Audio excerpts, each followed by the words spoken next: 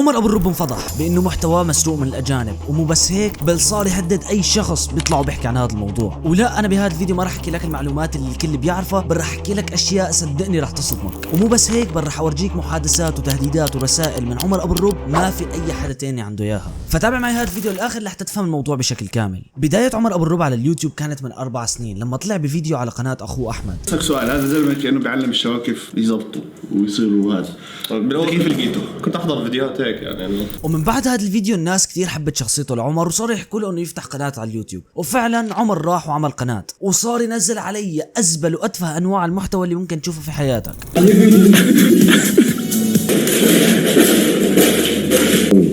لدرجه انه اخوه احمد طلع وانتقده. انا ما دخلني لو شو ما يصير، انا غير مسؤول عن هذا الانسان، ماليش دخل فيه، انا شو ما يعمل انا ماليش دخل. اوكي، ححاول اكون كثير كثير كثير غبي بس بعد فترة عمر حس حاله انه هو عم يعمل شيء غلط، فقرر انه هو يغير محتواه وصار يعمل محتوى انتقاد مثل اخوه. وصح عمر ابو الرب غير محتواه، ولكن هذا الشيء ما خلى الناس تحبه، لانه بهديك الفترة محتوى الانتقاد اللي كان عم بيقدمه كان كتير سخيف، عم بيحكي عن مواضيع ابدا ما مهمة، وبنفس الوقت كان كتير هجومي بانتقاده، وكان يصير في كتير مقارنات بينه وبين اخوه احمد. هذا الشيء اللي كان يخلي الناس دايما تستنى شيء احسن منه.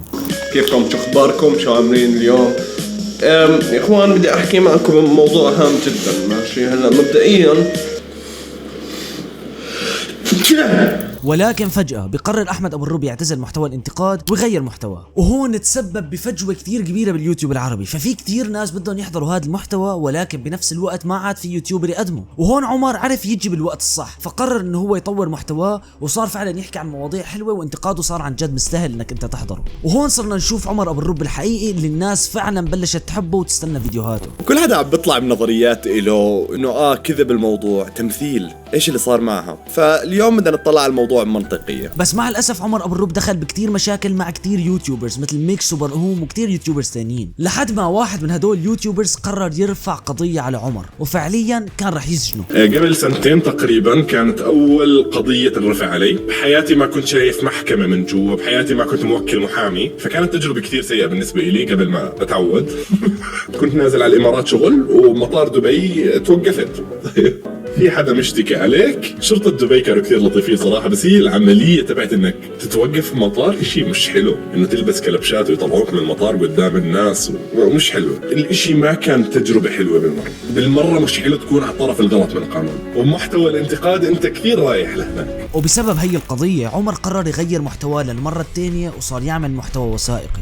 برنامج سيمبسونز بتوقع المستقبل ولا لا؟ تعرف احكي لك اياها، برنامج سيمبسونز يتوقع المستقبل. وفعلا عرف يحقق نجاحات كتير كبيرة بهذا المحتوى، بس ما قدر يخلص من الانتقادات، لانه كل الناس صاروا يتهموه بانه هو عم بيسرق فيديوهاته من يوتيوبر اجنبي اسمه مون. بس قبل ما نعرف اذا عمر ابو الرب بيسرق فيديوهاته وبالاثباتات، انزل حط لايك للفيديو واشترك بالقناة لحتى نوصل ل 100,000 مشترك باسرع وقت ممكن. لو فتحنا قناة عمر ابو الرب على اليوتيوب وبنفس الوقت فتحنا جنبها قناة مون، رح نلاقي انه في كتير فيديوهات مشتركة بيناتهم. وطبعا اكيد هي الفيديوهات كانت نازلة على قناة مون قبل ما تنزل على قناة عمر. فمثلا عندنا فيديو على قناة عمر ابو الرب اسمه مين بيتحكم بالعالم. هذا الفيديو نفسه موجود على قناة مون بعنوان بلاك روك ذا موست ايفل بزنس. واذا انت كنت مفكر انه عمر بس اخذ الفكرة وراح عملها على قناته، فانت بتكون كتير غلطان، لانه فعليا عمر نسخ الفيديو مثل ما هو، اخذه من قناة مون وعمله على قناته، اخذ نفس الفكرة، نفس السكريبت، نفس المونتاج، نفس الافكار، فعليا نفس كل شيء. فهو بس اخذ الفيديو الاجنبي ترجمه على العربي وحطه على قناته. This is a company most people have never heard of, and this company quite literally owns the world.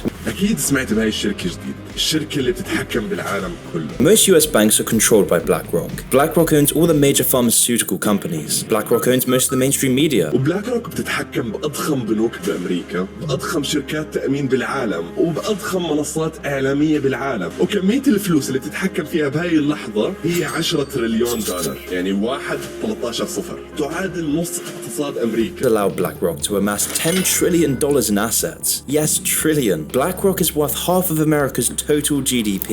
وطبعا الموضوع ما بيقتصر فقط على هذا الفيديو، بل اغلب فيديوهات عمر بهديك الفترة كانت مسروقة من قناة مون، مثل فيديو الابل فيجن، تيمو، تيليجرام، وحتى فيديو ديزني. كل هاي الفيديوهات كان عمر اخذها من قناة مون وحاططها على قناته. وهون بتبلش قصتنا تصير حماسية. فعمر ابو الرب دخل بمشكلة مع يوتيوبر اسمه توبي، وهي المشكلة ما في كتير ناس بيعرفوها، مع العلم انه هي رح تكون كتير مهمة بهذا الفيديو. فتوبي هو يوتيوبر بيطلع وبيعمل فيديوهات بيفضح فيها المشاهير، فعليا بدور على اي مشكلة او غلطة بيعملوها المشاهير وبيطلع وبيحكي عنها. فلما شاف انه عمر ابو الربع عم بيسرق فيديوهاته من مون راح وعمل فيديو عن هذا الموضوع، وفعلا الفيديو لاقى نجاح خيالي، فباقل من 24 ساعه قدر يوصل لاكثر من 100,000 مشاهده. بس الموضوع ما عجبه لعمر وراح وصار يتهجم على توبي على الانستغرام ويحكي له يحذف هذا الفيديو. بس توبي قرر يستغل هي الفرصه واخذ المحادثات وراح عمل فيديو تاني على اليوتيوب صار يفضحه لعمر اكثر واكثر. ولكن فجاه توبي بيحذف الفيديوهين وبيبطل يحكي عن الموضوع بشكل نهائي والمحادثات بتختفي. بس قدرت اني انا اجيبها بطريقتي وهلا رح نشوفها مع بعض. اسمع، انت منزل فيديو على اليوتيوب وبهذا الفيديو بتحكي للناس انه انا بسرق محتواي من يوتيوبر، هل هذا الشيء منيح انك انت بتضرني وبتشوه سمعتي قدام المتابعين؟ تخيل لو حدا سوى معك هذا الشيء ايش بيكون موقفك؟ فبالبدايه عمر اجى على الانستغرام وبلش يحكي مع توبي بكل احترام ويحاول يستعطفه انه يا زلمه اعتبر حالك انت محلي، شو رح تعمل اذا في حدا طلع وصار يفضحك؟ وتوبي رد عليه بكل احترام وقال له معك حق، هذا الشيء مش صح، بس الكلام اللي حكيته بالفيديو كله كلام صحيح، انا مش جايب هذا الكلام من عندي، انت فعلا بتسوي هيك وهذا الشيء مش حلو انك انت كيوتيوبر عندك 2 مليون قاعد تسرق فيديوهات من واحد تاني. فرد عليه عمر وقال له اسمع، انت مالك علاقه بالشيء اللي انا بنزله على قناتي، انا حر بنزل اي شيء بدي اياه،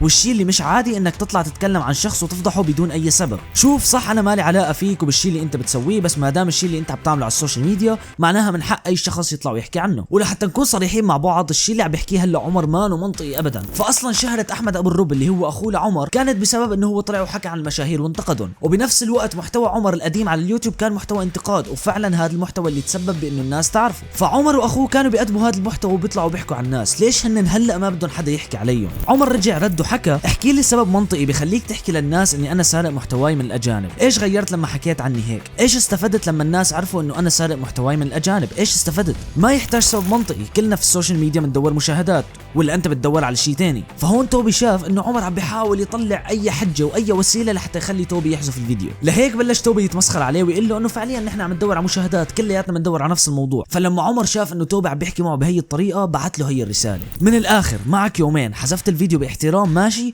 ما حذفته راح احذفه بطريقتي. فمثل ما انك شايف عمر اخر شيء خلص شاف حاله انه هو مو قدران يعمل اي شيء، فانتقل لاسلوب التهديد لانه عرف انه هاي الطريقه الوحيده اللي ممكن يخوف فيها توبي ويخليه يحذف الفيديو. ومع الاسف توبي خاف منه وحذف الفيديو وحذف المحادثات وحذف كل شيء، مع انه انا لو كنت مكانه كنت ما حذفت ولا اي شيء، لانه بالاخير هذا حقي، انا لا طلعت شوهت سمعه حدا ولا طلعت حكيت بطريقه غلط عن حدا، انا فعلا سويت نفس الشيء اللي كان عمر واحمد يسووه من قبل، فاكيد عمر ما بحق له يحكي معي ولا اي كلمه. وهي القصه تسببت بكثير مشاكل لعمر، لانه الناس صارت تحكي له انه اذا انت ما بدك العالم تحكي عليك، ليش انت كنت تحكي عن الناس؟ ولا بس انت شاطر تجيب مشاهدات على ظهر المشاهير بس ما بدك حدا يجيب مشاهدات على ظهرك لما انت صرت مشهور؟ وهذا الكلام كثير منطقي، لانه انت فعليا ما بحق لك تتهجم على شخص وتصير تهدده لانه هو عم يعمل شغلات انت كنت تعملها من قبل. وطبعا هي ما أنا اول مره عمر بيطلع وبيقول للعالم انه انا ما بسمح لكم تحكوا علي ولا على اخوي، لانه كلياتنا شفنا عمر لما طلع بستوري وصار يتوعد لمشاهير الاردن بانه هو رح يفضحهم لمجرد ما انه هن طلعوا وانتقدوا اخوه. موضوع اعلان ما صدقتوا تحطوا كبش فدا، صح؟ طبعا علما بانه يعني اكبر واحد فيكم عنده موظف واحد تحته يعني. طيب بس ليس عيب، جد عيب اللي بصير، عيب كيف ما بتصدقوا تستشرفوا.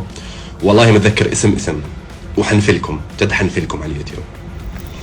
ولكن ما علينا، الموضوع هذا انتهى، وبعد فترة ارقام عمر صارت تكبر اكثر واكثر، ووصل لمرحلة هو فعليا ما عاد قادر ياخذ فيديوهاته من الاجانب. فصار ايش يعمل؟ صار يروح وياخذ الفكرة من اليوتيوبرز الاجانب وبعدين يروح ويعمل بحث لحاله وينزل على قناته اليوتيوب، وهذا الشيء الطبيعي اللي كل الناس بيسووه. فبالنهاية على اليوتيوب مستحيل انك انت تخترع افكار جديدة، انت رح تروح تاخذ الافكار القديمة الموجودة وتحاول تطورها وتعملها باسلوبك. ولحتى نكون صريحين، محتوى عمر تطور بشكل كثير كبير وفعلا صار واحد من اكبر اليوتيوبرز بالوطن العربي، وانا هلا بحضر كل فيديوهاته وما بروح له ولا فيديو. بس مع هيك بتمنى انه هو يخفف الافكار اللي عم ياخذها من اليوتيوبرز الاجانب لحتى يتفادى المشاكل اللي عم بتصير معه. وعلى سيره المشاكل، انا عملت فيديو كامل حكيت فيه عن اشهر المشاكل اللي صارت بين اليوتيوبرز العرب، فاذا كنت مهتم تعرف اكثر عن هذا الموضوع اكبوس على هذا الفيديو، وبنفس الوقت اكبوس هون واشترك بالقناه لحتى توصل 100,000 مشترك باسرع وقت ممكن. وبس بشوفكم الفيديو الجاي، سلام.